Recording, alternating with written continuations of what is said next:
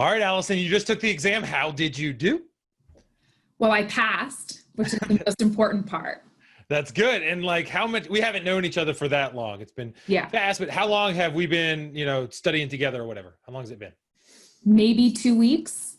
Maybe. Definitely not longer than that. Definitely not longer than that. Yeah. So cool. And what did you know previous to this 2 weeks regarding PMP stuff? Absolutely nothing. Absolutely nothing. And now you know one thing, you have congratulations, small, but still there, right? So, yes. So that's a good thing. All right. So cool. I'm very, very proud of you. You did amazing. Like not many people pass in 14 days going from 0 to 14. So good job. In whatever, 10 days, whatever it was. So talk me through kind of the process, like maybe start like day one. Like how did you get to being here in 14 or less days? What was it like? Yeah. So the 7-day accelerator was great. I think it was what made that process and program so successful is that I could balance it with my workload because I was still working a full-time job. The videos on demand were great because I could like pause them, write down things that I thought were important, things that I hadn't heard about before. I could go back and rewatch sections that I didn't necessarily grasp as well as others, but I could do it all on my own time. And then supplementing that with the sessions with you where we could kind of ask questions and walk through everything. It was a good mix of like being able to walk myself through it and do things on my own time while also having someone that I could come to with questions, get answers and get guidance on like where to focus my efforts to be successful. That's awesome. I forgot about that. We said 14 days, but we forgot that little baby point of like, oh yeah, and you worked. Like that's a minor detail of like a normal 40+ hour. I know you guys don't work 40 hours. You work more, a normal work schedule. So that's crazy. So I love the fact that you were talking about like, hey, it worked for you in the fact of like, you could watch the videos, you could hit it hard in that respect, rewind, go back, and then go to the coaching calls. How did you structure your days so that you had enough time to watch the videos? Like how much time were you spending each day doing this? It depended on what my work day was like. Most of the time I could dedicate a good like 4 hours a day during those 2 weeks to kind of have the calls, go through all the videos. And then once I had gotten to, I think, day 5 of the 7-day, I started taking some of the quizzes. I think that was a really good indication of areas that I needed to focus on moving forward, where I needed more depth in knowledge, and then where I had a pretty solid understanding. Right on. So that was also helpful for, where I could focus after day 5 moving forward and, hey, I learned this in day 2. I think I've got a good grasp of it. Let's focus on some of these other things moving forward. No doubt. So it's always fun to like, hey, we high five, we pass and all this stuff. But I was there with you. I could see the looks on your face. I could be on the calls. Like it wasn't always roses, right? Like there was some worry as we went through, right? Yeah.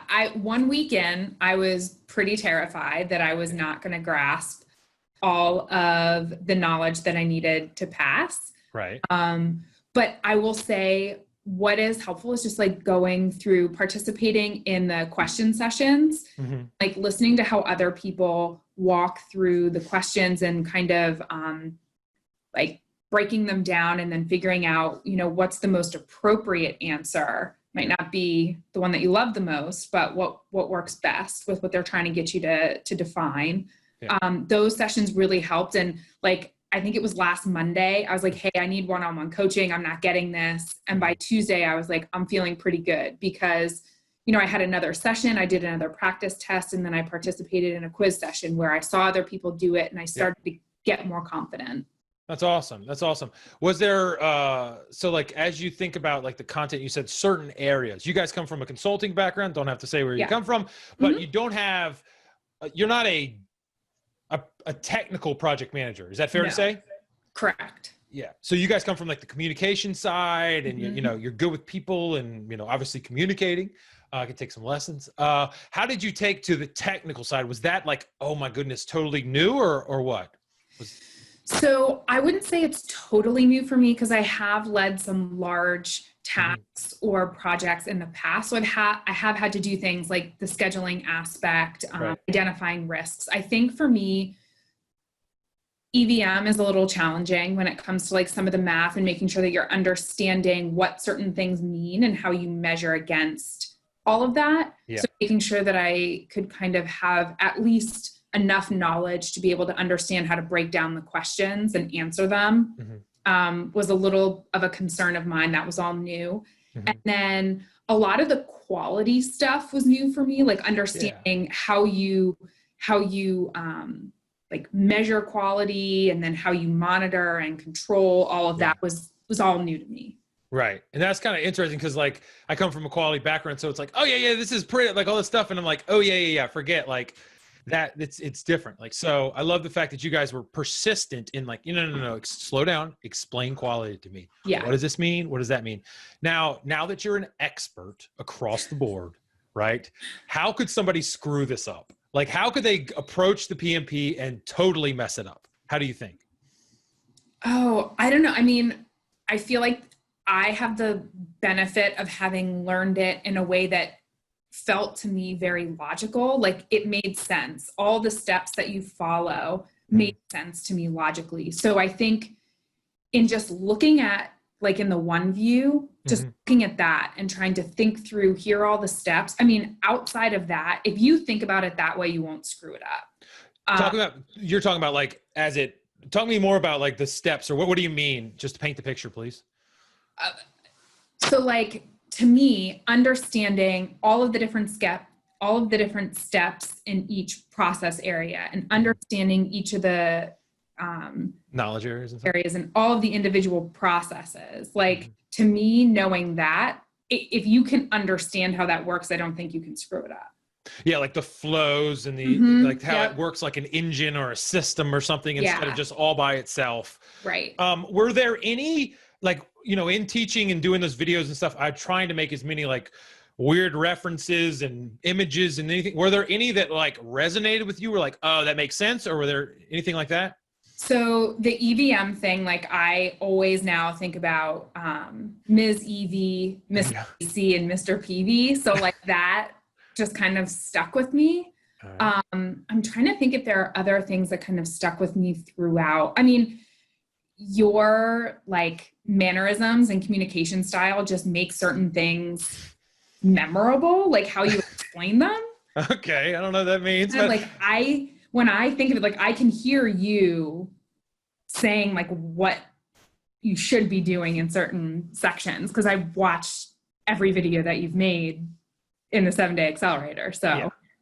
Okay, cool. Well, that's good. I mean, yeah, and so the cool thing about like teaching with you guys and working is that like we're constantly making up new ways to teach and stuff. So like the Mrs. EV and Miss PV and all that stuff, when I was writing, I don't know where it is, when I was writing that new book on EVM, I didn't have that. And I was like, when the first couple of people read it, they were like, I don't know. And I was like, shit, I got to make something up. And so I was like, maybe it's like people and maybe something. And then I'm glad those people got confused and I was forced to like pull what little hair I have left out to make that up. So it's memorable. I can remember it. So.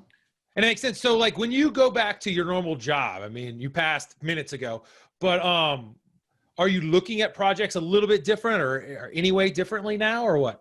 Yeah, absolutely. I think there are a number of things that I would and will do differently. The biggest thing is just taking a strategic approach to how you initiate and plan things. And I think, all the critical aspects that happen in planning, sometimes people forget why it's important to think about that at the beginning. And they just kind of bypass a lot of it and start actual activities. And if you don't plan for it, then you can't address it later on. And so I think that's all of the benefits of the activities that happen in planning, I think, I will definitely implement moving forward. Cool. But I think just in general, it's a series of principles that can help anyone be successful. Nice. I like that. I'm excited to see like how you do it. And I know you guys are good at what you do to begin with, and maybe you'll be gooder at communicating as I'm not. All right. And so I got another question. The most common question I get asked is, how do you know if you're ready? Or how do I know if I'm ready? So like you got ready in, let's just call it 11 or 12 days or whatever it was, who knows? How did you know you were ready? Yeah. So I was taking all of the different exam, like the practice tests online. So I did like all of the process group tests and Yeah. all the knowledge area tests. And I did one of the long 200 question, like the PMP practice test. And when I started scoring in the upper 70s and lower 80s, and was some of the answers that I was answering incorrectly was because I was in between two, and maybe, I didn't pick the right one that time, but I knew why I should have picked the other answer.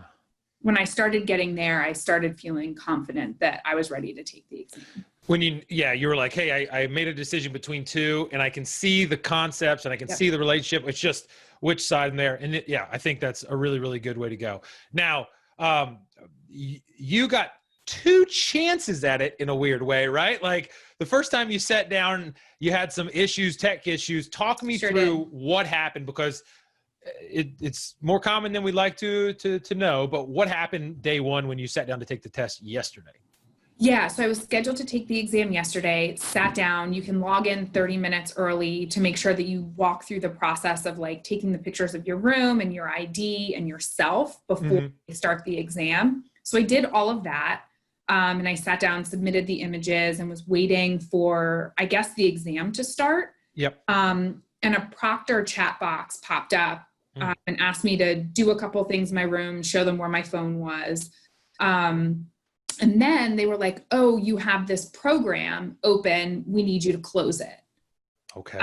They were like, we need you to close this program. And so I opened my task manager, and nothing was running except for the program that administers the actual exam.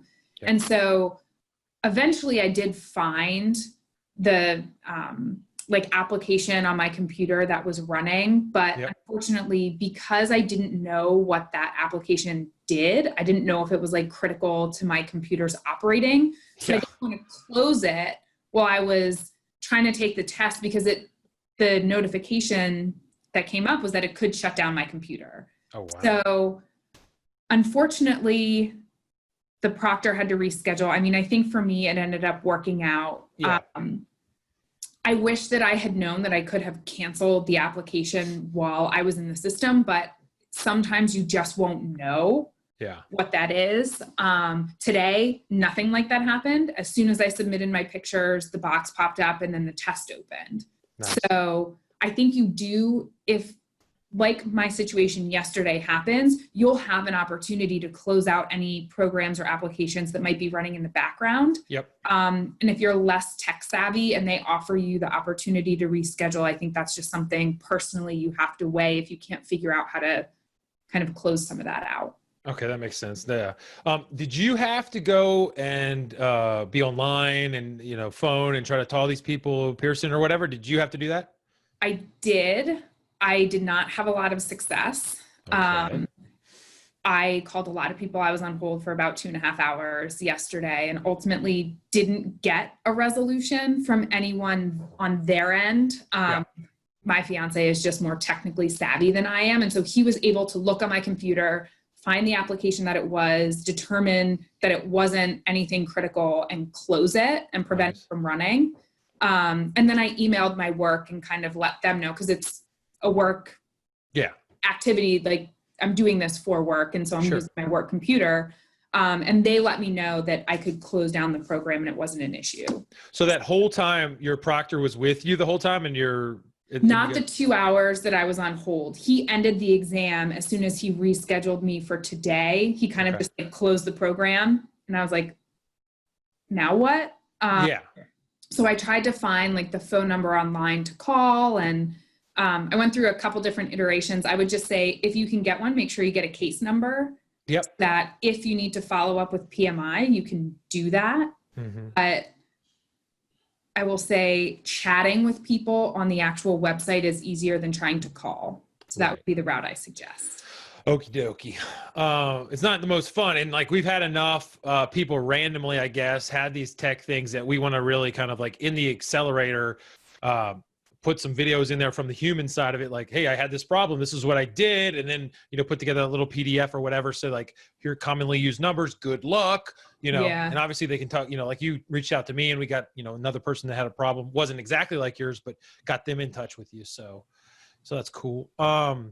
All right. So as you know, on the positive side, like we're back to the positiveville, like when you think through kind of the big things that made a difference for you, like summarize in your mind, if you would, like, you know, we did a lot like with the videos and the coaching calls. And like, was there one thing that you were like, you know, this was the thing that really, really helped me out? Was there anything there that really made a difference for you? Because everyone's a little bit different.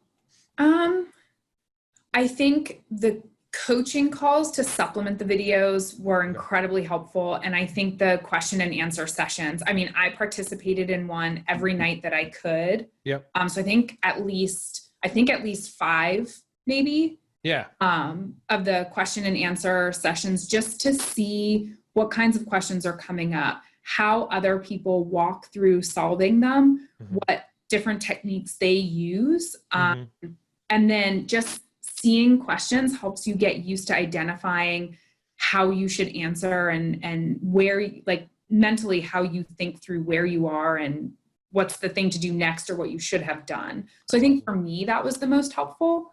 I'm not great at like sitting and reading books or just like studying. So the interactive piece was really, really helpful for me. That's awesome. How did you manage yourself during the exam? I know you're probably a little bit like worried, maybe, I don't know, put words in your mouth. The second time when you actually got you got the machine to work, how did you manage your test experience as far as like, you know, timing and approaching questions? How did you do that? So I didn't have any issues during any of the practice tests with timing, thankfully. And I finished today with 8 minutes left. So I had just enough time, but I will say, because I knew I didn't have a timing issue, I would kind of like, if I was getting confused or there are some questions that are long, like stop reading, breathe, go back through, read it slowly, really try to think about what it is they're asking. Nice. And so I felt pretty relaxed because I wasn't worried about time. I think that if you have a time management issue, just remember that like there is a break at 90 questions, so you can kind of reset for 10 minutes. I think that was also really helpful. I like that. Feel like, okay, I'm almost halfway. It's downhill from here. There you go. That's cool. All right, cool. So there are probably people out there that are like you, like they're, you know, professionals. They got a lot of stuff going on. They want to get the PMP quickly. They don't exactly know the method, and they're kind of maybe worried about, you know, is this going to overwhelm me? Am I going to be able to do it? Those kind of things. You know, knowing that you went through this evolution and now that you're on the other side, for those type of people, what would you say directly to those people to help them get? I would say you can absolutely do it. All you have to do is listen to everything Scott says, watch all the videos, take all the quizzes. And I would say just remember that like the short-term dedication provides the long-term reward. So like it was a lot for a couple weeks, but it was absolutely worth it. And I learned a ton.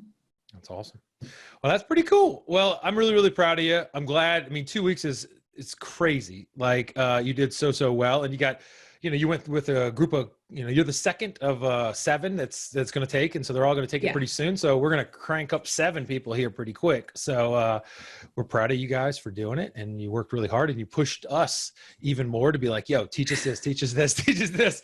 So we appreciate that side of it. So that's really cool. So great job, Allison. Nothing else I can say. So good job and thanks. I think you helped a lot of people with this little interview. Thanks. Thank you so much. Yes, ma'am. All right.